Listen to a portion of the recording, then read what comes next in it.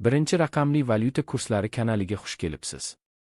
Bugun 4-mart 2026-yil sanasida o'zbek so'mining valyuta kurslari bilan tanishib chiqamiz. AQSh dollari 19 so'm 29 tiyinga oshdi.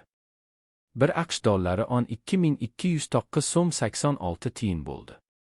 Endi 100 AQSh dollari 1,220,986 so'm bo'ldi. Oxirgi oyda AQSh dollari 0,3% ga tushdi. Yevro 132 so'm 44 tiyinga tushdi.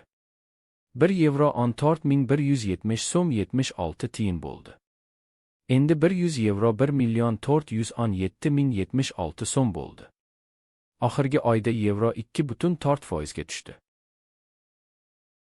Rossiya rubli 5 tiyinga oshdi. 1 Rossiya rubli 157 so'm 53 tiyin bo'ldi. Endi 1000 Rossiya rubli 157,560 so'm bo'ldi.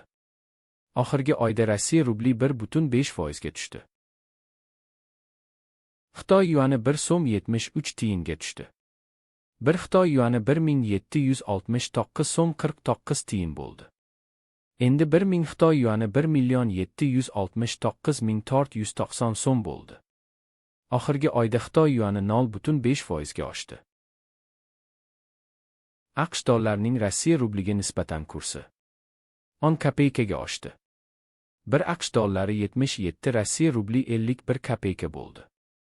Endi 100 AQSh dollari 7750 Rossiya rubli 82 kopeyka bo'ldi. Oxirgi oyda AQSh dollarining Rossiya rubliga nisbatan kursi 1,2% ga oshdi.